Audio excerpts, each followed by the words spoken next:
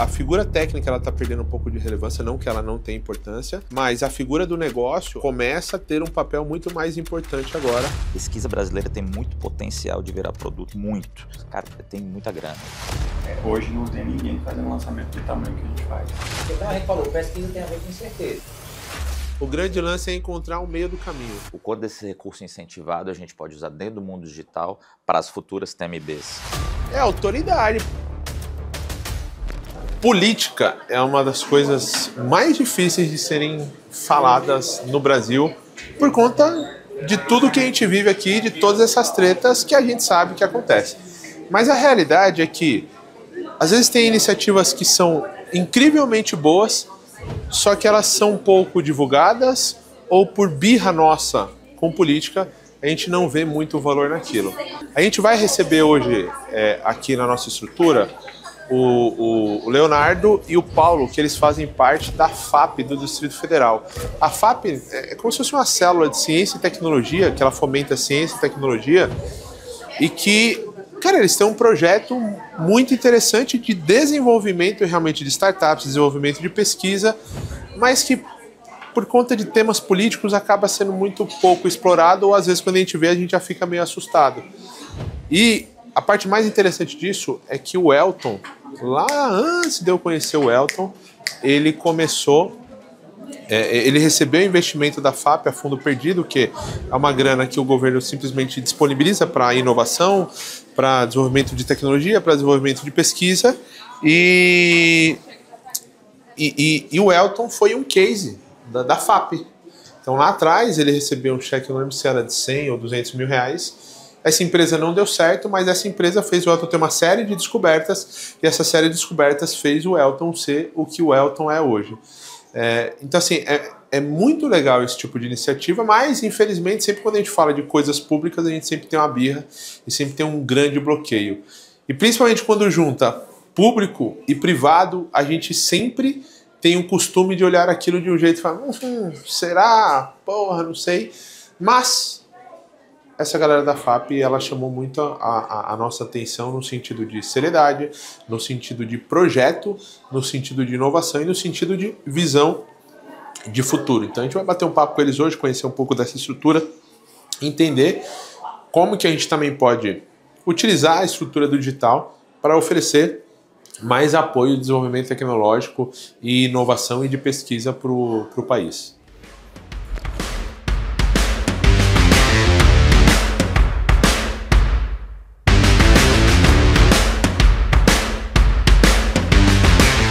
Projetos, vocês que tocam, por exemplo, aqui no estado de São Paulo, eu participei. Então, por exemplo, eu recebia dinheiro da fundação do Bill Gates lá para o Butantan, para tecnologia. Vinha via FAPESP, Fundap na época, e aí eles tocavam todo o projeto com o Butantan, que também é aqui do estado de São Paulo. Sim, você tem modelos distintos. A gente tem modelo hoje direto com o pesquisador, né? Então o pesquisador tem uma pesquisa de ponta na área da saúde, ele vai lá e aplica um dos nossos editais e recebe o recurso para custeio e capital. Então bolsa, investimento no laboratório, equipamento, tem esse modelo. Tem modelos também com as startups, que é o que a gente lançou lá, que é fundo perdido. A gente dá o subsídio para a startup, o Elton mesmo conhece bem. Basicamente é fundo perdido. E ele faz lá a prova de conceito, piloto, dependendo do eixo que ele está. Se ele está no eixo de ideação, ele recebe menos. Se ele está no eixo de aceleração, lá que é o fim, ele recebe mais. Né? Então você tem modelos com a academia, você tem modelos hoje com o setor privado. Você tem modelos mais robustos, sei lá, com institutos, né, de pesquisa que têm projetos, né, mais amplos. Que aí não é o pesquisador, aí já é um veículo mesmo, um instituto, né, uma Embrapa da vida, né, enfim. Aí você deu o exemplo aí, como esse que você deu, Butantan, que tem um projeto, sei lá, de 10 milhões de reais ou de 15 milhões de reais para desenvolvimento de um... A gente aporta, né? Cara, tem muitas amarras ainda dentro da universidade, porque a universidade fica lá, o departamento, com... Tava contando dinheiro. Com um percentual grande da... Olha quem tá aí. Esse é o Renato. E aí, tudo bem? Tudo bom? Eu fui pro endereço errado. Você foi pra onde? É porque aqui eu pego o mesmo, tudo bom? Prazer, Renato. Eu pego sempre o mesmo retorno E, cara, foi o piloto automático, velho. Aí tô eu na academia, tipo assim, passando em frente ao prédio da academia. Foi ótimo. Aí eu falei, eu acho que não é aqui, não. Voltando, a gente está vendo muito movimento, eu acho que é um momento atual legal da gente pensar, dos pesquisadores descobrindo o mundo do empreendedorismo. Porque essa coisa ainda, existe uma barreira, né? O cara não, é pesquisa, é universidade, é preconceito do viés mercadológico da coisa. Mas tem muito pesquisador de ponta, cara, hoje, com potencial de abrir assim, sua startup ou empreender, mas muitas vezes nem sabe como fazer isso, porque o cara tem uma mentalidade de pesquisa, o cara está ali, foi criado ali, fez mestrado, doutorado, pós-doutorado, mas muita coisa muito legal. E assim, que a gente tem ideologia também, né? Ele está ali muito acomodado, e a faculdade também, a maioria dos casos desses pesquisadores, eles têm um contrato com a universidade que é pública, que é basicamente a UNB, que chama dedicação exclusiva, eles têm DE. Entendeu? Então, quando o cara tem 40 horas de dedicação exclusiva, teoricamente ele não pode fazer nenhuma outra atividade, salvo a de pesquisa. E a iniciativa privada não pode investir para fazer pesquisa, Teoricamente né? tem que investir no laboratório, dentro da universidade, para ele fazer lá. Entendeu? Por exemplo, eu tive em Paris, aquela viagem que eu fiz, com um cara que é fantástico, ele fala da importância do transe para o ser humano. É um psicólogo e ele fala muito sobre o transe, parará. E ele dizendo que ele até fazia atendimento, até para curar dor e tal, etc. Muita pesquisa, muito atendimento, e aí denunciaram o cara. Aí teve que abrir, ao invés de um consultório, teve que abrir um laboratório dentro da UNB, e ele atende, mas tudo vira pesquisa dentro do laboratório para ele. Mas quem define a aplicação da verba é a própria universidade. Então, assim, se eu como empresa falar, putz, eu queria financiar uma pesquisa sobre tal tema, eu não posso. Pode, aí você tem que ir na universidade, procura, eu quero financiar um E vocês não laboratório, podem captar esse orçamento, é isso? Tem alguns Esse É orçamento, isso. por exemplo, não pode. A gente está tentando mudar. Porque a FAPESP pede. até porque o critério dele, sei lá, da CAPES, lá no futuro do CNPq, vai ser quantos papers ele publicou, né, qual a relevância, e por aí vai. O sistema de incentivos que o cara vive é um sistema de incentivo de publicação, muitas vezes, de artigo, de paper, enfim. Né? E você viu o número de artigos científicos agora que estão sendo levados para aprovação por conta da inteligência artificial? Porque aí, pô, com inteligência artificial o cara escreve um artigo científico muito rápido. Então, assim, foi bizarro. Tem uma curva de evolução. Ele teve um pico agora, porque o mecanismo de incentivo, ele não favorece a descoberta, ele favorece a publicação. É isso. Exatamente. Então, aí por conta da inteligência artificial, a velocidade de escrita dos caras aumentaram absurdamente, a velocidade de análise dos caras aumentaram absurdamente, só que a velocidade de descoberta continua igual. Sim. A relevância continua baixa. Agora essa situação de militar, né, a iniciativa privada ou o próprio setor acadêmico não se engajar em desenvolver produto, tecnologia ou inovação, eu penso que vai ter uma guinada agora, por conta de um tema chamado Deep Techs. 40% dos investimentos da Europa foram para Deep Techs. Deep Tech é uma inovação, uma tecnologia que está muito ligada ao setor acadêmico. Muito. Mas ele casa também com o setor privado. Porque, assim, Mas o Google está muito à frente disso também. Desculpa, Né? traduz Deep Tech para mim. Deep Tech é tecnologia de base. Tá. São Ciência de startups base, tá. que precisam de algum tipo de pesquisa, que é o que você se propõe fazer com o Nobel. Entendeu? É uma tecnologia que pega um estudo científico. Por exemplo, o Ozempic. O Ozempic é uma Deep Tech. Quanto que vale o Ozempic? Né? Parte do PIB do país. Da semaglutina. Parte do PIB de um país, né? Mas aí, essa para mim é a próxima discussão no Brasil, assim, entre tantas. Dá um exemplo prático em Brasília. Tem um pesquisador lá da Católica, o Otávio e o Bernardo. Você os conhece? Chama Peptidos, a startup dele, de peptídeo. O cara descobriu lá o veneno da vespa, doutor em biotecnologia, um dos maiores doutores em biotecnologia. Cara, tem a nossa idade, o Otávio, são uns 40 e poucos anos. Fez uns testes lá no laboratório e descobriu um componente de anti-aging. Né? E aí vendeu para a Califórnia, para uma empresa, um laboratório que faz lá X, não sei o nome exatamente, mas enfim, lá no Vale do Silício. Os caras compraram, investiram. Ele desenvolveu dentro da universidade, ele tinha uma startup incubada dentro da Católica. Quando ele foi ver, cara, os royalties que ele pagou para a universidade, no fim das contas, cara, inviabilizavam a independência dele enquanto, né, investidor. Então, o modelo jurídico daquilo que ele produziu e vendeu, amarrado com o departamento, com a universidade, era assim, era muito complexo. Quando você vai na Europa, cara, sei lá, Oxford, já tem um conceito de transferência de tecnologia lá, os caras já têm um modelo jurídico que empurra o cara, né? Aqui ainda... Mas isso na amarra, Europa não, né? viabiliza o cara. Então, a gente tem que discutir esse negócio ainda, como é que faz a ponte, né? E qual a participação da universidade, que também viabilizou lá com o laboratório, com o investimento, e qual a participação do cara, da empresa, qual o modelo de incubação, tudo isso é uma discussão, né, para agora. Assim. É muito daquela limitação que você estava falando da SIG, né? Tipo, você pegar um pedaço grande demais, você viabiliza a relação, mas você mata o interesse do cara lá na frente. Para mim, uma referência legal pra caramba é Stanford.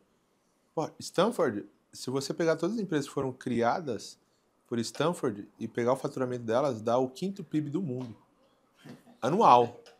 Entendeu? E ali eles criaram um ambiente de troca gigantesca e que o próprio cara que estudou financia muito das coisas porque aquilo gera uma autoridade para o cara também, então aquela autoridade reflete na criação de novos negócios e é um ciclo virtuoso. Um ali, ciclo total ali daquela alimentação. Porque quando você pega a Europa está sofrendo muito nesse aspecto porque a Europa é muito reguladora, né? Então a IA, não existe IA sem dados. E LGPD, como é que funciona? Pô, esquece. Aí a Europa tá parada há muito tempo atrás. Beleza, por que isso... Tá voando, né? A China tá voando. Por quê? Mas teve um movimento interessante. O governo tem os dados. Então, mas teve um movimento interessante da China. Você viu o movimento quando teve o lançamento da DeepSeek, que causou 1 trilhão? Sim. Ele foi na mesma semana de Davos. Sim. No que estava rolando Davos, todo mundo falando sobre o que vai acontecer com o mundo, veio a China, Pay. Na semana de Davos, os caras fizeram aquilo. Hoje você não vê mais falar sobre DeepSeek tanto quanto foi aquele. Então você vê que esse movimento geopolítico de tecnologia, porque a tecnologia ela virou a nova arma de guerra, né? Sim. Mas... Tem uma força, nos Estados Unidos tem uma força militar que é só de tecnologia. O Exército, Marinha, Aeronáutica e a força. Mas acho que a grande parada do Brasil é que se a gente não entende, a gente tem uma oportunidade de pegar uma nova onda. Isso. E se a gente não se adaptar a essa nova onda, a gente vai ser ficou para trás de novo. Entendeu? Eu tenho a sensação de que Ainda bem que a gente produz comida, né? Depende, que a gente depende do fertilizante. Não, mas assim, eu tenho a sensação que por conta da inteligência artificial o jogo zerou de novo. Então assim, galera, zerou. Deu uma igualada de novo, todo mundo pode nessa corrida se destacar de novo. E aí eu tô aberto assim para novos conceitos, porque hoje ter uma empresa avaliada em bi de um cara é possível, é factível. Hoje é. A Meta investiu lá naquela Scale aí, alguns bilhões, né? São meninos que estão conduzindo aquele negócio. Entendeu? São os meninos que estão conduzindo a operação de IA da Meta. Entendeu? Então, assim, do nada surge um cara desse. Assim, Vocês ir longe, pô. Quantos anos atrás tu tá em Taguatinga? Taguatinga. Não é? Acelerou, né? Dia desse, um cara. Quem apostava, né? Quem apostava? Eu apostei, porra, eu apostei. Não importa. Eu não tô no juízo de valor do momento, é a visão. O Renato entrou na teoria dos 3 Fs. Qual que é o... Family, Foods, Friends. Não importa de onde foi, mas eu apostei. Ele estava lá, entendeu? Barrigudo, andando na rua Taguatinga, um cara pra outro. Maravilhoso. Ué, tu duro de trazer o pessoal da terra que isso é umas coisas dessas. Você não é isso. Do nada, o cara zera o jogo, o cara consegue levantar um. Dá essa virada, né? Agora tem um negócio que pode ser bem legal para a FAP ou para o ecossistema de Brasília em si, para a cena, é cruzar as startups um pouco mais com esse universo do digital. Porque essa galera, ela tem essa veia do dinheiro. A gente não é muito apaixonado E pelo trabalha produto, pouco, não. né? E trabalha pouco. Verdade. Não, não fala assim. Essa geração aí só quer saber. Eu só lembro daquele vídeo, vocês já assistiram, tem um vídeo. Você tá procurando o Fernando, pega esse menino aí. O pai dele conta as histórias, tem que segurar, que se deixar ele vender essa jaqueta Esse pra foi o ele... empreendedor? Esse é. Ah, tá. Já ouvi falar disso. Tem 10 dias que ele chegou, já tem as historinhas, tá mostrando as fotos pra ele. Mas enfim, a galera hoje tem um vídeo que eu gosto muito. O Murilo Gun é um comediante. Tem um vídeo do Estagiário. O cara, moleque, só quer saber do dinheiro, não quer saber de trabalho, não quer saber de empreender, nada. Só. A galera de startup tá muito... olha meu código, olha meu app, olha meu paper. Exatamente. Mas isso aí mudou, velho. Na apresentação lá no evento da FAP, tu falou isso. Não, mas na bolha, no geral. Não, tudo bem, mas olha só, a Y Combinator, que é a maior aceleradora do mundo, hoje 25% do... Porque a Y Combinator é o quê? É uma incubadora de negócio. É uma... Eu não sei se é...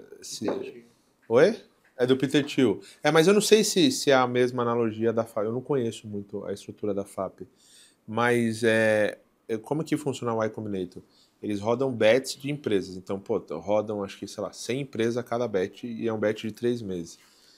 E esse último bet deles, 25% das empresas não tinham mais um founder técnico do jeito que já teve antes. Por quê? Porque com a popularização da inteligência artificial, a necessidade de um cara técnico, ela mudou absurdamente. Então, antes você precisava muito de um programador de fato. Hoje, cara, se você for fuçando, você sai programando minimamente alguma coisa para entregar um MVP mínimo. Hoje tem ferramenta que resolve já pronto. Sim, mas o maior, a coisa mais interessante sobre isso é que é o quê? Antigamente, por exemplo, vou pegar um médico. Um médico, ele é um cara super experiente na área de atuação dele e ele entende quais são os problemas daquele mercado. E às vezes ele tinha ideia muito boa, só que ele não conseguia aplicar aquela ideia. Ele via um problema claro, só que ele não conseguia resolver aquele problema com tecnologia, porque ele precisava de um programador, ele precisava de um monte de coisa. E aí, o movimento que está indo, que você começa a ver pela Y Combinator, é que a figura técnica está perdendo um pouco de relevância, não que ela não tenha importância, mas a figura do negócio, ela começa a ter um papel muito mais importante agora, por conta dessa popularização da tecnologia. Só que o mais interessante disso é que provavelmente os caras mais velhos hoje, eles vão começar a ter ideias, vão começar a conseguir aplicar muitas ideias boas por conta do repertório de conhecimento de problemas que ele tem sobre o mundo. E que antes ele tinha uma barreira tecnológica que não existe mais essa barreira. Então, vocês estão vendo lá também, porque a FAPESP aqui é muito da área da saúde. Hã? Pesquisa da dengue, e lá, quando olha na área de saúde, foge um pouco desse ponto, porque tem muita pesquisa, né? Tem aquele trabalho enorme.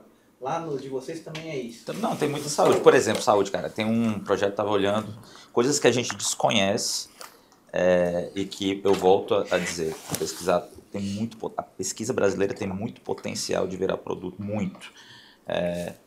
E há para doenças raras. Você viu esse que a gente está financiando? Não.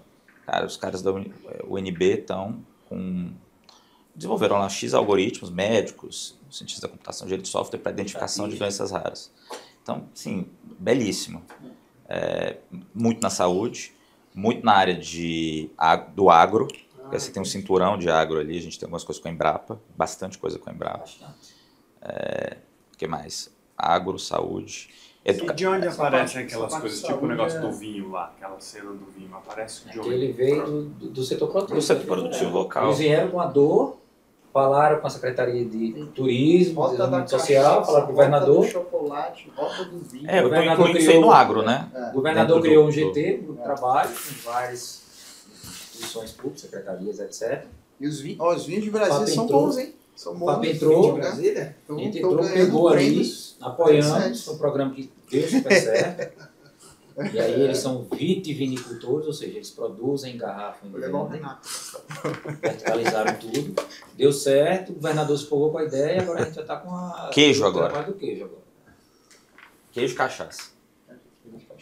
Começou assim, são 10 caras que se juntaram, 10 para cada um tinha 1 hectare, 2 hectares de uva. E aí foram, tinha o projeto, tinha ideia na cabeça, a gente apoiou para contratar enólogo, para barriga. A PDI vai criar um polo lá de ciência, né, para pesquisa, né? Essas fundações são muito na área de pesquisa científica e saúde, agro aí, então. E tem um mercado mesmo que a gente falou, né? Tanto na IA aqui que a gente falou de negócio, como infoproduto. E é um braço que, pelo menos que eu conheço um pouco aqui da turma da Fundap, da FAPESP, não entram nessa... Não entra porque a gente não visualiza. Não porque não se pode entrar, porque você tem uma cultura, enfim, que dá para quebrar, cara. Armadilha tecnológica, eles já estão montados em uma estrutura e eles já são tão gigantescos. A FAPESP tem um orçamento que é de bilhões já. O orçamento da FAPESP acho que é 2 bilhões e 200 milhões. A FAPESP tem um orçamento e recebe dinheiro de fundação de fora. Né? Então assim, a FAPESP é uma coisa gigantesca que já está focada. Como a gente ainda está começando, né, quando a gente entrou na FAP, eu digo Grupo Ibanez, eu já chamo Ibanez, a FAP ainda era uma amálgama. Tanto que o Ibanez costuma dizer que a FAP só não aparecia nas partes de ciência e tecnologia, aparecia nas partes policiais, dos jornais. Então, a nossa ideia é transformar. Então, a gente tinha um orçamento de 400 milhões, mas a FAP executava 18, 20. Bem pouco. Entendeu? Então, mas caiu por para quê? 180, mas a gente executa. É 100 e pouco, né? Mas a gente executa 100%. 100% de tudo. Eu quero investigar uma teoria, né? Fronteira do conhecimento, coisas assim, absolutamente novas, descobertas. Então você não tem nenhuma amarra muito concreta com uma aplicação, né? Ela é mais livre no sentido de... Então, é ela que vai... As grandes descobertas, os grandes cruzamentos, convergências, vêm da pesquisa básica. E aí você tem a pesquisa aplicada, que aí não, aí eu, cara, já tem um objeto específico que eu quero aprimorar, que eu quero investigar. Né? Então a gente vai ter editais para os dois tipos de pesquisa. Né? Aí, de novo, o pesquisador pode, dentro de um edital de demanda espontânea, né, que é esse da básica, ele vai falar, eu quero investigar, enfim, X. Uma nova forma de luz. Tem o LED, eu quero investigar uma nova forma. E aí você vai ter um edital lá, um outro do agro, que o cara fala, não, a respeito do vinho, né, aplicado, né, a semente, né, melhoramento aqui do solo, né, usando tal e tal coisa. E vou te entregar, né, X. A dupla poda. Mas aí tem um edital para isso? Como é que é? São editais. Por exemplo, no DF você faz dupla poda da videira. Ou seja, lá ao contrário, eu não lembro a estação do ano, mas é invertido. Então a videira está dando uva, então eles investigaram a técnica de podar a uva ainda ver, tirar para produzir em outra época do ano a videira. Isso é uma pesquisa aplicada. Para quê? Para que o vinho tenha, a uva tenha a melhor qualidade para o vinho. E quem define o edital? Nós. Tá. Mas aí qual que é o conteúdo do edital? É o tema da pesquisa?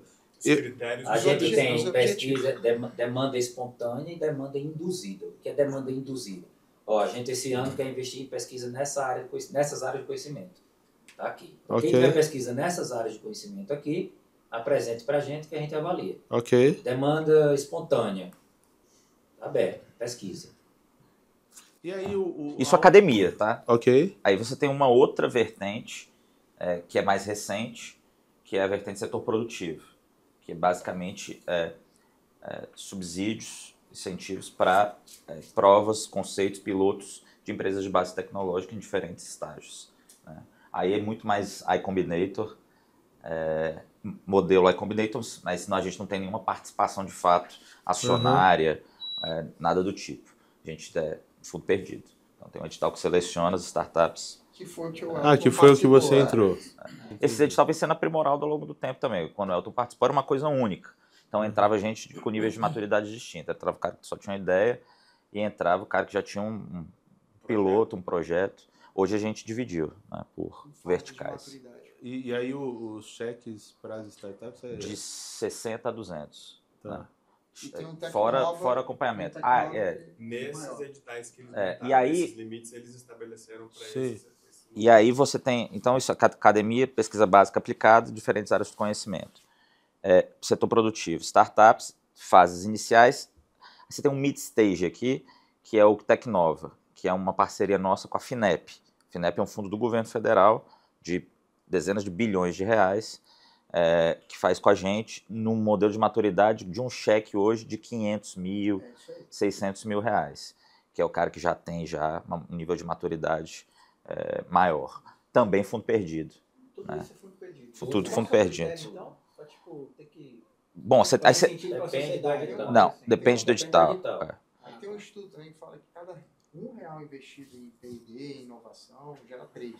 Então, assim, é o fundo perdido para o governo, fala assim, a gente não está jogando dinheiro no ralo. A gente sabe que desse pool aí de projetos vai retornar para o Estado, né? Mas aí a gente depende do edital. Tipo, quem pode aplicar é um verbo que está na moda agora, né? Não é mais se inscrever, é aplicar. Quem pode aplicar para isso, teoricamente, é um pesquisador vinculado a um instituto, né? Um professor doutor normalmente, ou aí a gente tem mudado isso para não ficar restrito só aos professores doutores. A instituição pode ir, a empresa pode ir, o empreendedor sozinho pode ir, ou às vezes a empresa com o professor doutor contratado da empresa e não o inverso. Entendeu? A gente está mudando esse... E qual que é a contrapartida desse caso das startups? O que eles precisam oferecer? Tem alguma coisa? Tem alguma obrigação? Sei lá, essa empresa tem que prestar contas. Estar aberta, o CNPJ tem que ser de Brasília. Tem alguma coisa nesse isso tinha, né? Tem que ter um CNPJ em Brasília. Isso aí, todas essas fundações no Brasil, não é privilégio da FAPDF, tem que ser uma coisa para o arranjo produtivo local. Você tem que ter o CNPJ naquela unidade da federação. Mas contrapartida do ponto de vista assim, a startup tem que retornar alguma coisa? Não, tem que prestar contas, um trabalho muito mais burocrático do que se der errado, deu errado. Prestar contas é garantir que você usou o dinheiro para aquilo que era previsto e que era possível. Tipo, no meu caso, na época, eu não podia gastar com publicidade. Não, porque como a gente falou, pesquisa tem a ver com incerteza. Eu vou ver a luz, a interferência da luz na pele humana. Eu posso entender que teve interferência, que não tem interferência, eu posso chegar a um resultado inconclusivo. Mas eu fiz a pesquisa. Se eu comprovar que eu fiz a pesquisa, eu investi o dinheiro fazendo a pesquisa, tá tudo certo. É uma demanda mais burocrática de prestação de contas do que de resultado. Exatamente. Sim. É porque o resultado era certo, né? É nisso que a gente está trabalhando agora. Até porque como que eu vou cobrar resultados práticos e de uma incerteza, assim, né? De uma aposta. Eu não sou investidor, na minha lógica. Minha lógica é de indutor. Então, enquanto indutor, eu estou disposto a perder 100% do capital que eu estou induzindo. O orçamento de vocês vem de que secretaria? Vem da arrecadação do Estado. Vem da Receita Livre. Bom, abaixo, a gente tá vinculado à ciência e tecnologia, né? Mas o orçamento das FAPs é independente. Ele é, de novo, percentual da arrecadação do Estado. O Estado arrecadou tanto, tem que passar X para a FAP. Tem um outro retorno também, que é a geração de emprego, renda. Esse recurso também remunera a mão de obra local, a maioria das vezes, né? Tem empreendedor que resolve contratar de outro estado, mas a maioria das vezes é local. Agora tem N fronteiras para a gente explorar de novos modelos. Tudo que a gente está falando aqui são modelos já testados, né, consolidados, que a gente já faz. Né? Mas por que não, por exemplo, fazer um programa específico para empresas com pesquisadores de ponta dentro das empresas? Né? Então por que eu não posso pensar num modelo misto desses dois mundos que a gente está falando aqui?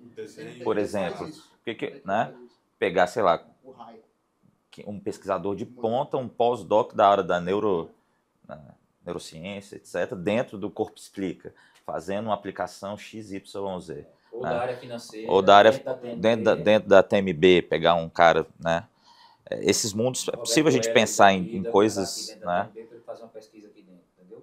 Em modelos mistos, assim, né? De academia, que é o que eu falava antes, né? Acho que a gente tem que... tudo é muito separado, cara. Né? Aqui academia, pesquisador... Aqui é o cara do empreendedor startup. Governo. Sim. São universos completamente diferentes, né? Você pelo menos tem um CNPJ em Brasília. O CNPJ Isso aí é justo, né? Não, o CNPJ eu sei, mas não, eu penso fisicamente. Tá. Quando se fala de academia, no caso da FAPDF, é só instituições de Brasília, no caso só o NB, ou tem outras instituições? Várias. Só instituições de Brasília. Não, mas assim, o NB, o NDF... todas, CEUB, Católica. As duas maiores hoje, pelo que as duas mais robustas do ponto de vista de pesquisa, o NB e Católica, né? São universidades de fato, né? E esse universo aí que é mais o meu lugar de startup, tecnologia, já teve alguma empresa que despontou ali? Qual? BX Blue. O que é a BX Blue? BX Blue é um Uber de empréstimo consignado. Recebeu financiamento igual o Elton. Tem um empreendedor, né? Chamado Elton Eudes. Esse aí eu conheço. Pontou também. Já vi vídeo dele. O resultado. E assim, muitas vezes o investimento é direto, o resultado é direto, muitas vezes é como o seu caso. Entendeu? A BX Blue recebeu o nosso investimento, despontou. Muitas vezes acontece como no caso do Léo, recebeu nosso investimento, não deu certo, mas aí ganhou a experiência para... a outra ideia deu certo. A BX Blue hoje é um unicórnio. Legal. Então, cara... Hoje está aqui em São Paulo. Aqui. E o quanto... E o quanto... Até o negócio do React pode ser legal lá, porque eles têm... Onde fica a FAP hoje, é no Parque Tecnológico, é um lugar tipo esse aqui, e eles têm um prédio lá todo integrado, todo meio aberto, onde fica... Tem algumas startups, tem o Sebrae, tem um negócio bem... Tem o banco. Bem gringa ali, sacou? Tem. Ali é bem legal. São 2 blocos, um é toda a parte digital do DRB, e o outro é um térreo, mais 3 pisos. O térreo fica o Sebrae Lab, né? No primeiro piso fica a parte de tecnologia do Detran, e o resto ficam várias startups, ou institutos, ou associações ligadas à tecnologia. Fica o Biotic, que é o responsável pelo parque tecnológico, o terceiro andar fica a gente. E tem um outro modelo, cara, que esse é um modelo muito bacana de se pensar, que ele é meio hermético, ele é fechado, mas tem muito dinheiro disponível, dinheiro federal, que é o modelo que a gente chama de ICTs, né? Que são como se fossem ONGs, né? Mais focadas em ciência e tecnologia, por isso o nome ICT, Instituto de Ciência e Tecnologia. Privado ou público? Privado ou público, né?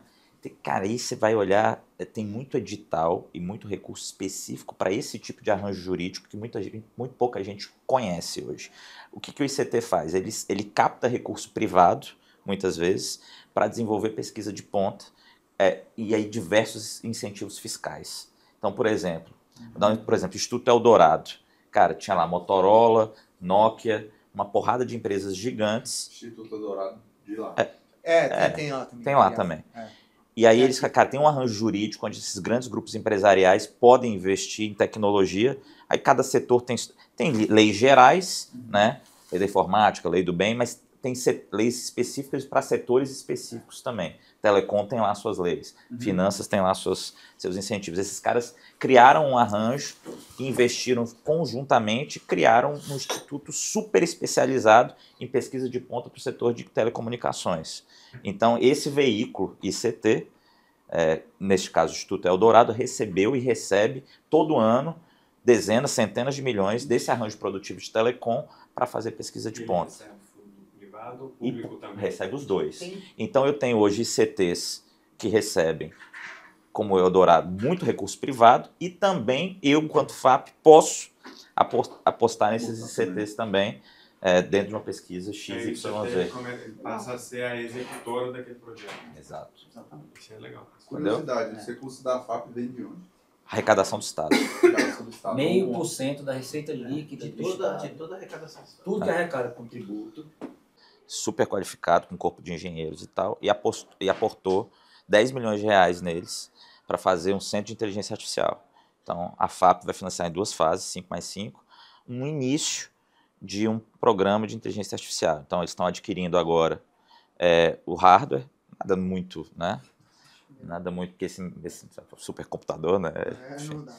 Mas um conjunto lá da NVIDIA, enfim, 2 conjuntos, servidor e tal, com um corpo de as licenças de software, diversas camadas de software, e um corpo de engenheiros, 72, da engenharia, do direito, de diversas áreas, para trabalhar desafios locais nossos do governo com IA. Então, isso está sendo executado por um ICT, nesse modelo que eu falei. É um Instituto de Ciência e Tecnologia, uma ONG com fins estatutários de desenvolvimento, pesquisa e inovação. Não é o governo direto executando. Então o cara vai chegar lá num grande hospital e falar assim, meu ICT aqui está desenvolvendo pesquisa da saúde, você tem interesse de aportar aqui X milhões, né, na área da saúde para desenvolver um tomógrafo ultra high-end? Aí ele fala, não, beleza. Então, tem esse caso mesmo? Não, esse caso é real. Então o cara vai, em vez de ele aportar X, ele vai deduzir do imposto de renda, né? E no fim das contas ele não gasta. E o cara vai viabilizar esse investimento para ele, entendeu? Tem indústria que tem benefício do IPI, e elas têm que retornar um pedaço de investimento em P&D. 5% de faturamento bruto. Você tem uma forma até da economia tributária. Tem um cálculo lá. Agora, tem um benefício, que é o quê? 2,7% desses 5% você pode investir também em FIP, em fundos. E aí você tem o ICT público, que também ele capta recurso público. E aí você tem outra lei, uma lei da informática, outra chamada do bem.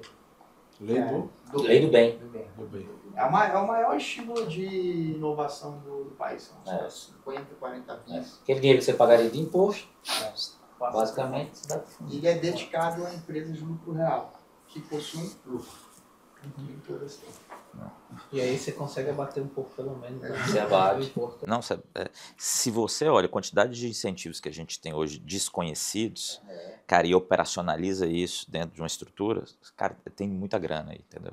A lei de incentivo à cultura mesmo. Só pra você ter uma ideia, lá na Católica, que o Risman mencionou, que é a Universidade Católica no Brasília, tem um prédio lindo, lindo, lindo, Vale do Silício, da Apple. Eles formam... lindo o prédio da Apple. Top. Eles formam, tipo assim, 100 jovens por ano em tecnologias da Apple, usando o benefício da lei da informática. A Apple Academy chama. Apple Academy. Só que eles não podem divulgar, é proibido, a Apple não deixa.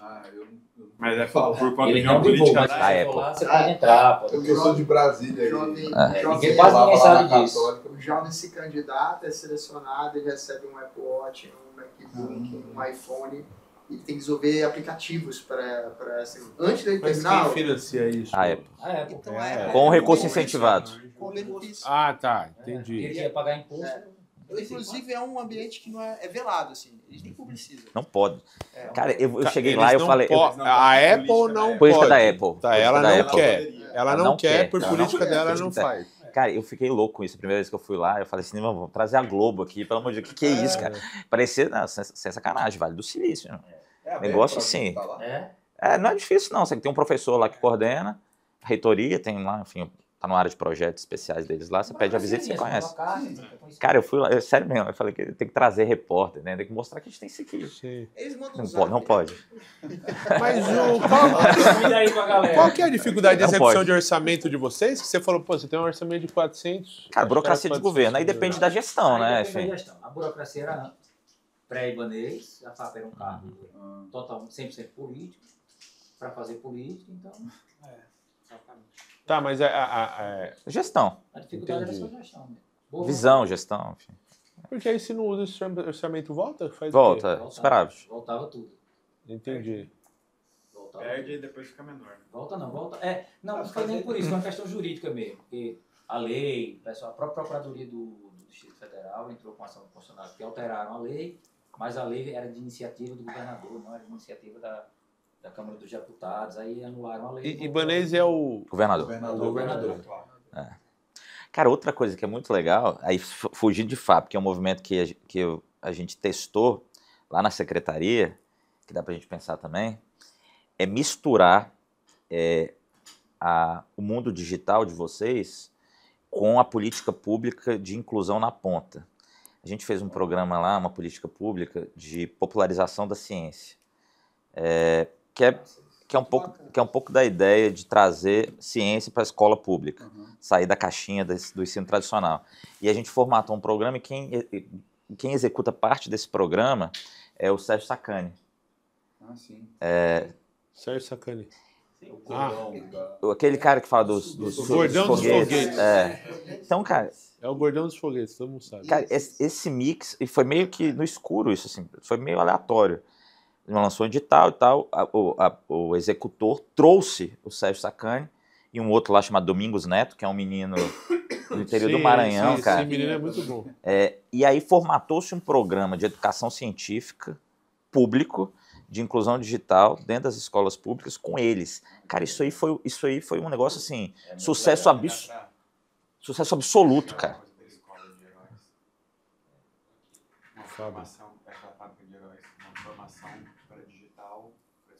E é isso financiado pelo governo, né? Evidentemente, né? Muito legal, muito legal. Ou seja, tem um mix aí legal de pensar, cara, desse mundo digital que vocês vivenciam, né? Que todo mundo sonha, que a molecada lá, cara, o cara lá da Guatinga, enfim, tá na escola pública sonhando e de repente você tem uma política pública com você lá envolvida de uma maneira, entendeu? Ou gamer, né? Vira uma referência para o cara. Que tá no digital. Uma referência positiva. Em vez do cara tentar ser funkeiro ou traficante, ele vira... Isso aí. Passa a querer ser empreendedor. Dá pra gente pensar em alguma coisa do tipo também, entendeu? Aí fugindo um pouco de pesquisa, de startup, é uma coisa mais assim, de política pública, fomento e tal. E a gestão de vocês muda junto com a do governador ou isso é agenda separada? Muda. Ele que decide, né? Quem é o eleito lá. Ele fica até 26, né? Não sei. Porque ele não se reelege, né? Porque ele é já tá reeleição dele, reeleito, né? Ele já tá A reeleito. tendência é que não Seu mude grupo, muito, né? porque quem deve ser o próximo governador é a Celina, que é a atual vice-governadora. Entendi. Então, a tendência é tudo A se gente tem a manter. tendência de É manutenção. candidato mais mesmo. Mas geralmente com o governador ele decide os secretários e aí os secretários Sim. decidem os presidentes. É porque é foda, né? Porque, Na verdade, ele cada define 4 presidente, anos, secretário. O ciclo de 4 anos é muito pouco, velho. É muito rápido. Eu posso dizer que amanhã ele pode acordar. Não, mas faz de ciclo de virado 4 e anos dizer, pra um não. negócio desse tamanho. Sai, Léo, tchau. Aí você chega, muda toda a filosofia e muda. Sai, Léo, entra o Hugo agora. É um voto pro início. Sai do governo técnico e volta pro governo político. É, aí você fala, pô, volta pro início isso aqui, velho. Isso aí é o drama do governo, né? Porque assim, o grande É o drama do Brasil, né? Esse é o drama de todos. A presidência da FAP te era 6 meses no máximo. Não era só a presidência, não. Você chegava lá, a pessoa que explicava tudo, não sabia que edital que era, onde é que estava o Não documento. sabia nada. Assim, o grande salto foi justamente esse. Nós chegamos lá na FAP, eu lembro até hoje, eu tava eu e Marco Antônio. E eu tava também no Biotic, né? Você estava no Biotic. Mas aí o governador chegou e disse, ó, façam, ele é um cara de poucas palavras, muito objetivo, façam o que for bom para a FAP. Vocês têm carta branca, tchau. Fiquem amigos, eu não conheci o Marco Antônio, fiquem amigos, contei essa história, né? Façam o que for bom para a FAP. E aí... Cara, pra você ter ideia de como ele é um cara... no Biotic, De como ele é um cara, assim, que privilegia muito o aspecto técnico, evidentemente que a política é importante. Cara, eu não tinha relação nenhuma com ele, assim, zero, né? O Paulo Nicolas tinha, Marco Antônio tinha, mas eu fui diretor do Parque Tecnológico, depois eu fui secretário de Ciência e Tecnologia e depois agora presidente da FAP. E absolutamente as 3 indicações foram indicações que levaram em conta a política, mas foram indicações, cara, técnicas. Então, assim, não há que se... E aí, fazendo um adendo a essa fala, as gestões prévias, e aí depende muito do governador, cara, você politiza, né, o órgão, né? A minha impressão, e o recurso, né? A minha impressão é que com essa virada de página que a gente deu na FAP, a FAP ganhou uma relevância que Se mantenha. não retrocede mais. Ganhou força, né? Ganhou força, ganhou relevância. Hoje a FAP é reconhecida. Antes ninguém nem sabia o que era FAP. E hoje a FAP traz visibilidade positiva para o governo. Então, Sim. Exatamente.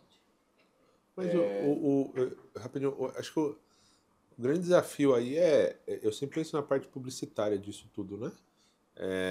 Porque assim, quando você pega os exemplos de fora, que aí, como a parte pública não é a parte que eu conheço, e às vezes pode gerar muito conflito de interesse, pode gerar alguns atritos aí no meio do caminho. Mas quando eu vejo, por exemplo, igual essa que virou unicórnio, o próprio Elton que veio desse lugar, eu falo, vocês não estão usando esse ativo de imagem e não, é isso, está perfeito.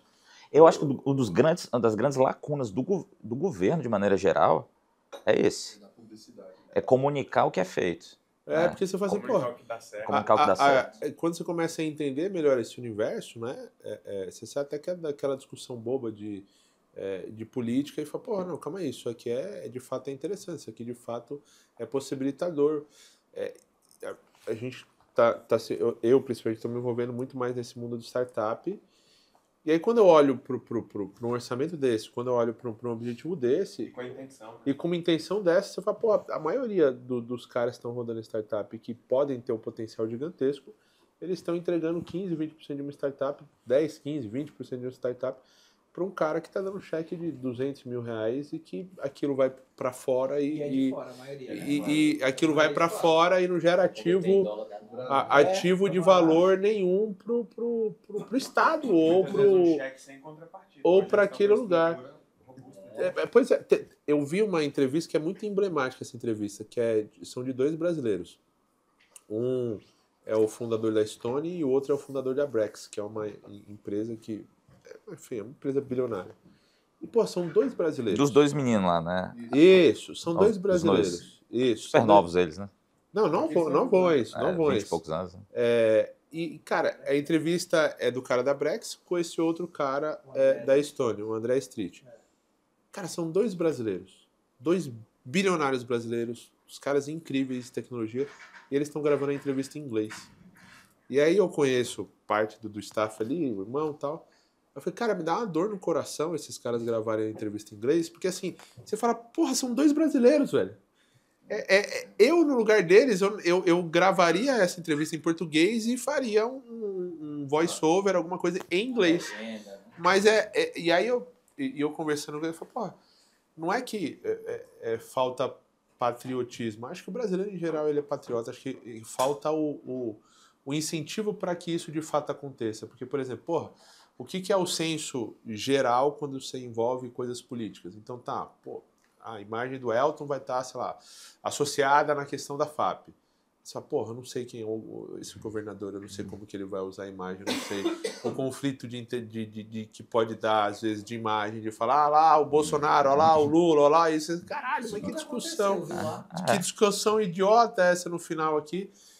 Mas eu acho que o grande lance, a gente estava com o secretário de desenvolvimento da cidade de São José dos Campos. E eu acho que o grande lance de qualquer parte política, e que eu acho que o prefeito de...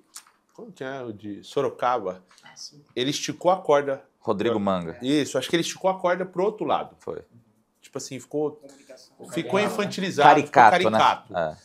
Só que eu acho que o meio do caminho é onde está o lance. Porque assim, pô, tem um monte de coisa legal que pode ser feita, que pode ser divulgada e que simplesmente não é, porque talvez não tenha interesse, a discussão não acaba sendo outra, ou o próprio setor público enxerga aquilo de uma outra maneira, ou com menos relevância, ou com menos importância.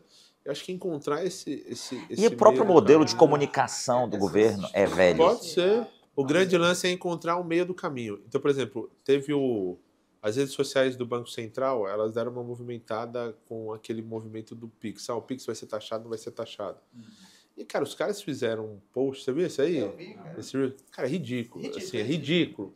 Porra, é o Banco Central. Eu entendo humanizar a comunicação, sabe? Eu entendo popularizar, não usar termos técnicos, talvez até trazer humor. Cara, tipo assim... Mas é o Banco Central, porra. Então, assim, autoridade, né? É autoridade. Parece que foi... Tudo bem você ter um moleque criando conteúdo, porque dá uma linguagem mais jovem pro formato que é adequado. Só que, porra, ele fez piada com o Nicolas meio que dando uma cutucada. Mas, pô, você é o Banco Central, você não poderia ter um posicionamento envezado sobre nada. É um posicionamento técnico, pô. E ali colocando óculos de meme no prédio do Banco Central. Aí você fala, porra, calma aí, você esticou muito essa corda aqui, pô. Tem um ponto interessante no meio do caminho que você pode comunicar a linguagem legal, você pode explicar de um jeito legal, sim, sem esse excesso de... Porque assim, instituição financeira vive de credibilidade. Claro, você perdeu a credibilidade... Ainda mais o Banco Central, né? Que é a credibilidade do país, Central, né? O Banco Central é uma discussão sobre taxação ou não de Pix, pô. Claro, mas continue sério, né? Oi? Hoje tem uma greve lá no Banco Central. Não, então, assim, você fala, pô, Banco Central, então assim... Aí eu tento entender quais foram os motivos de uma publicação dessa ter sido aprovada. E aí eu eu acho que muito para essa discussão rasa que acaba virando muitas vezes a política, que é direita, esquerda ou coisa do tipo. E você vê um enviesamento claro ali de comunicação, e você fala, pô, mas... E ali é onde eu acho que gera muitos dos atritos da iniciativa privada com a pública. E aí acho que a grande questão é como resolver esses conflitos. Porque, por exemplo, qualquer coisa que for relacionada à imagem do Elton, que vai ter alguma associação política ou com o governo, cara, a gente naturalmente vai ser muito mais conservador. Claro. Porque assim, porra, eu não sei como esse cara vai usar. Eu não sei o que esse cara vai falar. Eu não sei como ele vai falar. Porque eu não sei o que vai acontecer amanhã. Aí mudou o governo, e aí mudou tudo. E aí do nada o Elton virou fascista. Mas como é que foi isso? Não, porque politizar, o cara estava envolvido nisso, naquilo. Então acho que o empresário, acho que o grande lance é como resolver esses atritos. E eu não sei nem se tem solução de fato para esse tipo de coisa. E aí pô, será que se ela autorizasse essa publicidade disso, os próprios caras ali tomariam aquilo para eles como se fosse criação deles? E aí ela automaticamente estaria associada porque ainda existe a aquela algum coisa, político? tipo assim, se você está fazendo negócio com o governo, você está levando alguma coisa. Existe esse estigma. Mas nesse caso, esse acostamento de Brasília, ele pode desandar, mas ele está estabilizado há um bom tempo, assim. Até porque Brasília antes vinha de uma coisa de governador preso, aquela coisa toda. Você não sabe o que vai acontecer na semana seguinte. E aí depois parece que vocês conseguiram dar uma coisa mais técnica. Não sei se foi a pegada do... Falando na boa, a FAP era uma zona antes da gestão Ibanez, entendeu? Na nossa época teve gente presa. Já teve caso de ir a polícia lá e levar a diretoria da FAP algemada. E tem muito... Quando ele está nas partes policiais, está nas partes policiais. O deputado tal quer esse projeto, aprova. Não é do deputado tal, não aprova. Então, assim, acontecia isso de fato na FAP. E aí vem a gestão Ibanez e dá aquele freio de arrumação, a FAP agora é técnica, pode vir. Nós passamos um bom tempo recebendo todo tipo de proposta na FAP e a gente, não. E tem gente, então eu vou falar com o governador. Pode falar. A percepção que se tem é que a gestão do Ibanez ela é apartidária, assim, né? Eu acho que ele até bancou na época da pandemia algumas brigas com o Bolsonaro, mesmo não sendo de esquerda. Sim. Então, assim, ele se colocou muito numa posição assim, cara, eu tô olhando pro DF, não tô olhando pra esquerda, pra direita, pra posição política. E eu digo isso porque eu sou amigo dele e eu digo, Ibanez é Ibanez, entendeu? E ele fala, eu sou um governo de direita, entendeu? Com uma convicção, mas não sou vinculado aqui. É o DF. Pela trajetória, ele é um cara que nunca tinha sido político, ele é um advogado que ascendeu meteoricamente. Foi presidente da OAB, né? Foi presidente da OAB do DF. Entendi. Foi diretor da OAB Nacional, é daí que eu conheço. Ele foi uma zebra naquela eleição. Foi. Nossa. O governador preso, PT aqui, não sei o quê. Foi sobrando, né? Foi sobrando. Tô aqui. Gente, ninguém tá vendo. E a classe se uniu ali. Ele ganhou. Tipo assim, ninguém sabia quem ele era 3 semanas antes da Não, eleição. cara, tinha um cara liderando. Sim. Chamava-se Frejá. Sim, Frejá. Que tava com 50 e poucos %, né? E aí Frejá renuncia à campanha. Sabe? E aí o Ibanez tinha lá 1, 2, 3. Não era o Fraga? Eu lembro que ele comemorou, era o Frejá. Saiu de meio para 2. O Frejá tinha sido. Eu lembro ele comemorando. Vice do Arruda. Quadrupliquei. O Frejá, o velhinho. O velhinho. Meio para 2. Médico. Ele saiu de meio para 2. Foi. Puta alavancada, mano. Não, e na época eu fiquei assim, o maluco apareceu do nada, não votei.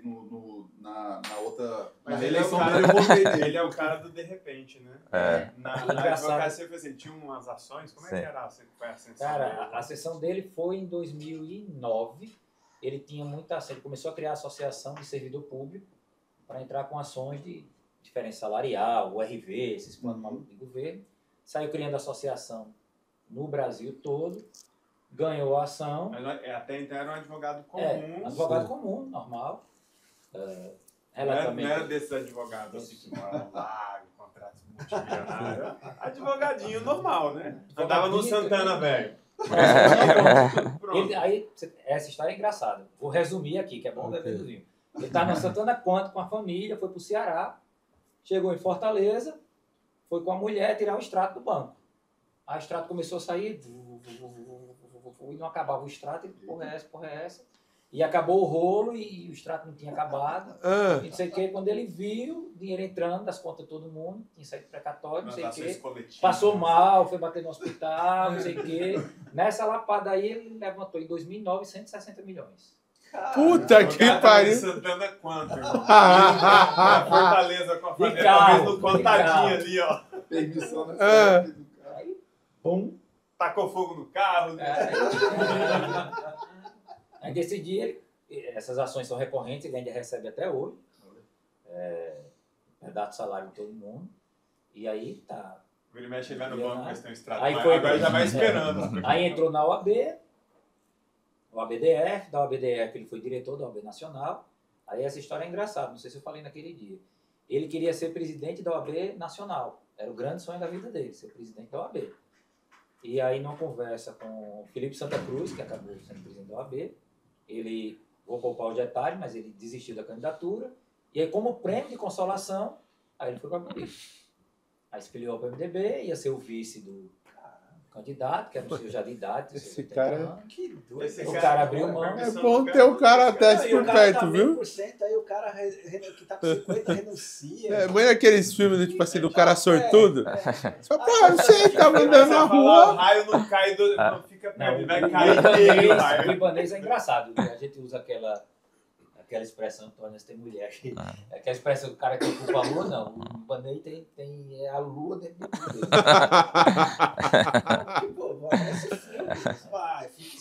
Não, porra, mas o Valdetário conta uma história muito engraçada dele. O Valdetário é um cara que foi presidente do AB Ceará, que é do nosso grupo também, e hoje trabalha dentro do escritório do Ibanez, foi secretário do governo, ele trabalha lá dentro do escritório. Ele diz, rapaz, o Ibanez é um cara que eu nunca vi, não. Tipo, o escritório deles é um prédio que fica do lado do CNJ. Só a gente quer ir aqui no CNJ, né? Qual é o que o cara normal faz? Eu faria. Saía da sala, pegava o elevador, descia, ia até lá, sobe o elevador e chega no gabinete do CNJ que quer. O Ibanez não, ele vai abrir a janela aqui, vai pegar uma lança, amarrar uma corda, joga a corda lá, entendeu? Vai dar certo, a corda vai pôr. Bora, vamos embora, Valdetário. Aí vai aqui se equilibrando na corda. Bora, porra, tá com medo? Seja homem, rapaz. E vai e chega lá mais rápido que todo mundo. Todo mundo dizendo que vai dar errado. E todo mundo caiu no meio do caminho. Porra, o que aconteceu aí?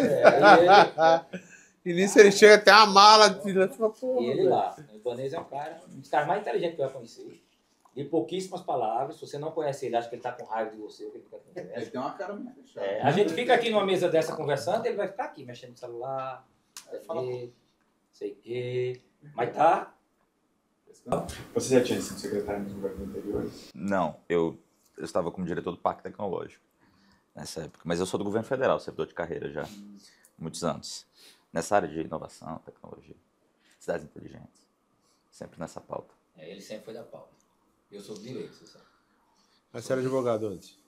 Eu sou advogado. Sou de Alagoas, morava lá. Minha mulher também é advogada. Você já era amigo do Ibanez antes? Então, vou chegar aí. Aí minha mulher foi a primeira presidente da OAB do estado de Alagoas. Na época, era a única presidente da OAB do Brasil. E aí eu era o único primeiro-damo. Eu assumi esse papel do primeiro-damo. Foi uma promoção muito engraçada. Isso é outra história para contar também, enfim. E aí, como único primeiro-dama, acabei me ficando amigo de todo mundo da OAB. Conhecia todos os presidentes, todas as primeiras-damas. Porque quando tinha os encontros, eu recepcionava as primeiras-damas e eu saía com elas. Minha mulher ficava... Os presidentes, as damas e os damas. Era assim mesmo, até hoje é um grupo. Então, minha mulher se reunia com os presidentes, ficava lá trabalhando, eu ficava passeando. Em shopping, mercado de artesanato. Sempre perguntaram de crochê, tricô, esse negócio, eu sei aquele artesanato de Alagoas, fibra de coco, macramê, essas coisas eu conheço. Mesma aposta então, né? Oxi! Não, aí eu que organizava tudo. Eu era o primeiro-dama, eu fiquei amigo de todo mundo. Nessa época eu fiquei amigo do Ibanez. Muito amigo dele. Ele já era diretor. E aí nessa fase pré-final de governo, você continuou com o pé no acelerador normal? Normal. Assim, no segundo semestre, historicamente, o segundo semestre de um ano eleitoral é sempre um semestre mais complexo, porque entram muitas limitações legais. Tem regras, né? De você não promover, né, o governo. O governo, enfim, o governador, o candidato. Então a gente tem algumas... Por exemplo, a gente faz muito incentivo a eventos. Né? A FAP se tornou talvez o principal, né? Hoje veículo de apoio a grandes eventos de inovação na cidade. O Innova Summit, Campus Party, gente que toca. Então, esse tipo de coisa, por exemplo, já reduz muito, né? A marca institucional do governo. Não traz aquele aspecto eleitoreiro. Exato. Diminui, mas não significa que não aconteça. E muitas vezes a gente já se precave prevendo isso. Por exemplo, nós temos um projeto de mestrado para servidores do governo. Então, nós lançamos a primeira turma ano passado, deveremos lançar a segunda turma esse ano. Aí qual é a ideia? A gente já está no contrato desse ano, a gente já vai contratar 2 turmas. Uma para esse ano e outra para o próximo ano. Mas o contrato já está sendo feito desde já. Para quê? Para evitar que no ano que vem a gente já lance, que possam falar, entendeu? Então a turma começa no segundo semestre agora, de 2025, e a outra turma vai acontecer Às vésperas das eleições. E esse negócio da Apple foi feito quando lá? Não, o da Apple, a católica é privada, né? Mas foi feito quando? Quando? Já deve ter... Acho que mais. Acho que uns 10, Eles têm, se eu não me engano, mais de uma dezena no Brasil. Só que eles não divulgam. É isso que eu falei. Agora sim, eu não sei qual é o motivo da não divulgação. Não acho que é o motivo de... É porque não acho. É um motivo... É uma política da Apple que a Apple não divulga nada, na verdade, né? Você não sabe nada da Apple. A construção comercial deles não tem essa amarração. Você pode ver, eles não investem na marca, na divulgação da marca. Eles investem no produto. Cara, por que não pensar num modelo como esse pro digital? Pro mundo, cara, digital. Que, de novo, você fez um pouco isso aqui, dada as devidas proporções, com o TMB, né? Tu olhou um modelo do digital, uma lacuna e criou.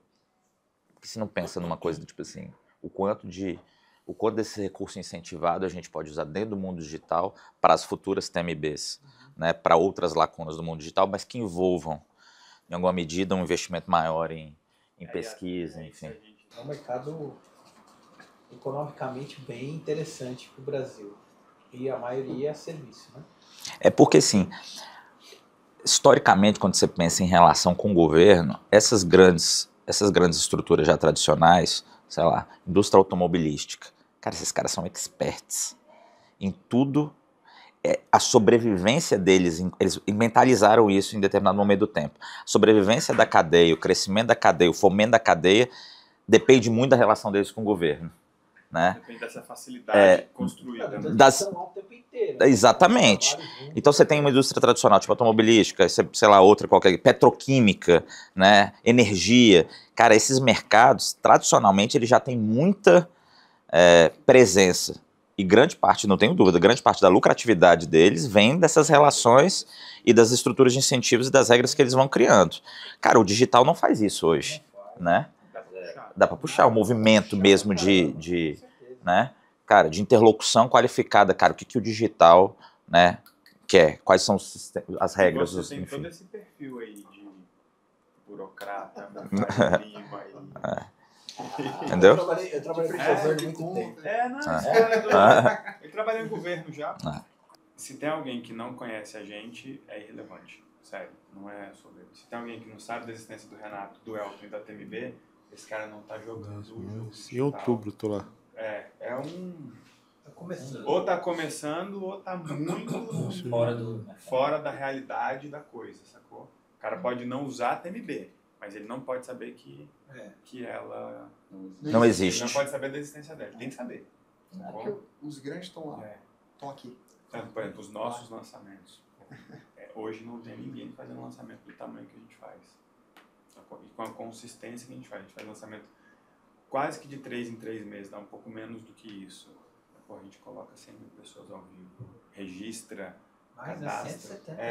cadastra 500 mil pessoas. Agora me dá uma aula aí, aproveitando. Esse modelo de lançamento que o Érico lançou, ele existiu em algum momento do tempo em outro local, ele adaptou para o Brasil, vocês vêm aprimorando esse modelo, vocês criaram novos modelos? É dele. Ele é um modelo licenciado por ele.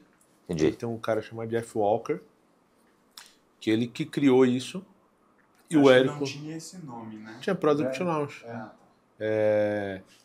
E aí o Érico, ele era de um banco de investimento, eu não sei se era o JP Morgan, não lembro que banco era, ele trabalhava na Inglaterra. E uma das coisas que ele mexia muito era com ele e o irmão dele com leilão de imóveis. Aí ele já tinha um negócio de leilão de imóveis com o irmão dele, ele já estava muito desanimado na Inglaterra, ganhou muita grana lá, tal, já tinha, pelo que eu entendo, já tinha meio que feito a vida. Quantos imóveis de aluguel ele tem lá na Inglaterra, lá em Londres. Aí, tipo assim, porra, já não quero mais trabalhar nesse ambiente, tá, vou fazer outra coisa. E aí eles lançaram um negócio chamado Pro Leilões. Ele usou a estratégia desse cara que ele não tinha, ele tinha o Pro Leilões, tal, tava andando, e aí ele foi numa imersão desse cara que é o Jeff Walker. E ele viu aquilo e falou, pô, isso aqui parece legal, vou aplicar no Pro Leilões. E ele começou a aplicar, começou a dar resultado, e falou, cara, eu vou trazer isso pro Brasil. E ele licenciou a Fórmula. Aí ele chegou no Jeff Walker e falou assim, quero levar pro Brasil. Isso, quero licenciar e levar pro Brasil. E ele licenciou, só que hoje, cara, ele é assim, 100 vezes maior que o Jeff Walker. Tipo assim, é bizarro a discrepância. O Érico, ele faz evento aqui em São Paulo no final do ano para 9, 10 mil pessoas, empresários, pô. Entendeu? Essa galera, ele que abriu esse mar do digital. Então, o Renato é dessa leva. A grande nata do mercado, lá atrás, fez o Fórmula de lançamento. A equipe dessa galera fez o Fórmula de lançamento. E se não fez o Fórmula de lançamento, está fazendo o curso de lançamento de alguém que fez o Fórmula de lançamento. Mas a base do modelo é a mesma até hoje? Ou vocês aprimoraram, enfim? Assim? Aprimorada, né? É que assim, ó, o conceito e as premissas, eles são os mesmos. O que vai mudar é só meio que a forma de fazer, tá? Mas a premissa do que ele é e quando você olha para a origem, ele continua sendo a mesma coisa. E ele tem um respeito no mercado, porque é o seguinte, tem muito cara que usa o Fórmula de lançamento exatamente como é, para vender um outro troço de lançamento. Tipo assim, é bizarro. O cara não usa a estratégia dele para vender o curso de lançamento dele. Ele usa a estratégia do Érico. Ou seja, um pirâmide. Já o Érico, ele usa o que ele ensina para vender o que ele ensina. E ele está na internet há todo esse tempo, falando a mesma 12 coisa, anos. ensinando a mesma coisa. Se você entrar lá, ele vai te ensinar o que é audiência, o que ele é o cara do... O que é lead. E ele consistência. Né? Cara, ele é um nível de consistência bizarro. Olha só, ele fez um evento, o Eric ele passou por todos os ciclos do digital, no sentido de percepção de mercado. Então ele foi o cara inovador, depois foi o cara, não é mais tudo isso, foi o cara que percebeu, porra, voltou. E o Eric ele passou pela resistência do tempo, né? Quando você passa pelo tempo, porra, o tempo é uma aprovação forte, né? E hoje você pode não gostar dele, mas você não tem como não respeitar ele por tudo que ele fez e por tudo que ele faz ainda. Teve um evento do Fórmula de lançamento aqui em São Paulo, e cara, 3 dias de evento, ele deve ter feito ali uns 120 milhões em 3 dias de evento. Sexta, sábado e domingo, um evento cansativo. Você fez sexta, sábado e domingo, fez 130 pau no evento, na segunda-feira você quer descansar, pô. Cara, segunda-feira, 7 da manhã... Segunda-feira, 7 da manhã, ele tava fazendo um live no Instagram com 80 pessoas ao vivo e falando o que é lead, explicando. Cara, é um nível de psicopatia, velho. Porque assim... Você pega essa história com a história dele no digital do Brasil, com essa ideia de levar isso também para a periferia, para a base, para a escola pública, tem tudo a ver. Que tudo a ver, cara. Aqui a gente tem os Renato Russo do digital. Exatamente. Já gostei, ó. Pega aquela coisa emprestada. A gente já foi a cidade do rock. A gente não é só a cidade do Spooler, a gente já foi a cidade do rock. Não pode ser a cidade do digital. E aí tem toda a questão do parque digital. Não, e tem um dado, eu não sei qual a relevância desse ranking, tá? Mas eu tenho usado ele nas minhas falas constantemente. Não. E se for uma relevância ruim, não me contem. Cara, saiu, peguei no desse G1 da vida, Metrópolis, que Brasília ganhou. Você viu esse dado? 4. Não. Tem a melhor cidade do mundo para os nômades digitais. Fizeram uma votação. Não, mas tem que ver quem votou nisso aí. Acabei de falar. Porque o nômade... Eu já comecei... O nômade digital é o cara que saiu. Eu já comecei falando, não sei a relevância, mas estou usando. Então, aí saiu lá vários dados, né? Ganho de Dubai, ganho de Londres. Mas por quê? Aí eu fui olhar, né, a metodologia. Porque considera também custo de vida. Então, o cara olha lá o preço de um café ou o preço de uma refeição em Londres e Dubai, o preço em Brasília, dolarizado, evidentemente que... Né? Mas aí tem lá, exposição ao sol, museu, praça, qualidade da internet, tem uma segurança, que Brasília é muito seguro. Então, pancada de coisa, Brasília ficou lá em primeiro. Eu peguei isso, botei debaixo do braço... Não, qualquer oportunidade que eu tenho, eu falo. Brasília... Só não fala que é só plano piloto. Mas então, assim, pega esse dado também em série, traz o Érico, começa a criar movimento, cara. Tem uma cena forte. E o Érico, ele nasceu em Brasília também, né? Então acho que tem... Você nasceu em Brasília? Toda aquela história de a mãe, meu filho, vai fazer o concurso público. Que todo mundo vê. Nossa, quebrar essa narrativa, ser é poderoso. Mas o lugar que não é só de concurso público. Eu sinto que diminuiu muito. Vamos lá? Vamos? Bora. O que vocês combinaram aí? Vai, Marcelo. Vamos, Marcelo. Tá bom. Depois vamos dar um pulo na aliança, mostrar o estúdio, mostrar um pouco da operação lá. A gente falou muito, eu quero conhecer também, né? As operações de vocês. Eu tô com o carro... Já rodou com eles aqui? Conhecer PJ, né? Eu tô com o carro fácil aí, precisa de quantos carros? Também tem 2, carro. 4.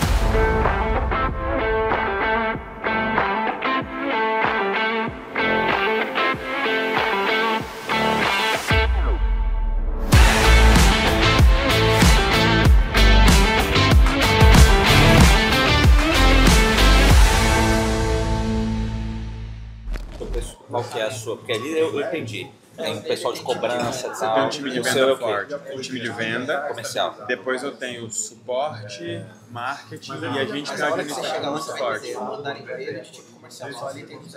O forte no comercial. Forte suas filosofias do venda. Primeiro vende. Então, para mim, a gente vai fazer um evento em janeiro. Então, a gente só está dependendo de eu definir o nome e a narrativa para vender. A gente põe nome, narrativa, página e vende. Tá indo bem. Vende mais. Não tá indo bem. Corrige. Então a gente só sobe aquilo que foi vendido. Então um dos objetivos de estar também no ambiente de startup, por quê? Porque no ambiente de startup você tem muito cara bom que a ideia dele é ruim. Você acha Elvis. Então a gente quer estar nesse lugar de você, puta, esse maluco tem talento.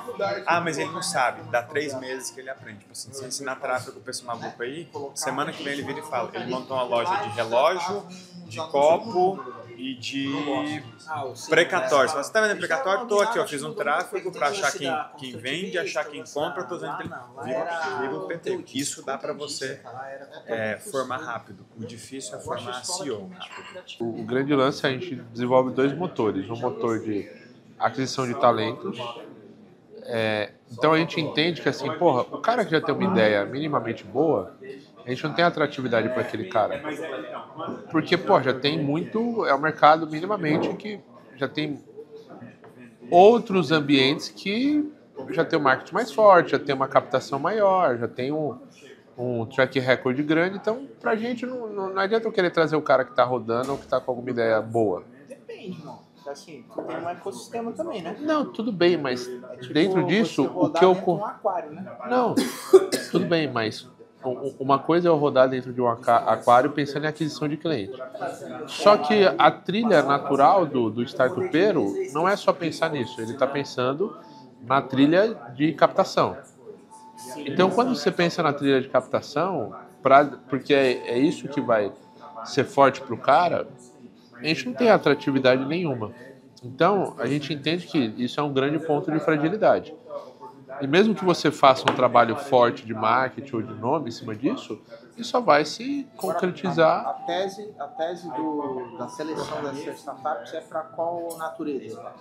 Para qual área que tu iria? Para financeira, para área de marketing? Então, olhando segmento aí. Eu não estou olhando segmento. Tá. Entendeu? Então, assim... E talvez isso aconteça no futuro, que a gente vai lá, aqui tá melhor. Porque se isso fosse uma definição, fica fácil. Porque tu tem soluções que vão ser incorporadas naturalmente no teu negócio. Sim, e aí nesse desdobrar de soluções, vai ter coisa que a gente vai falar, cara, isso internaliza, não tem demanda, mas, cara, resolve um problema interno.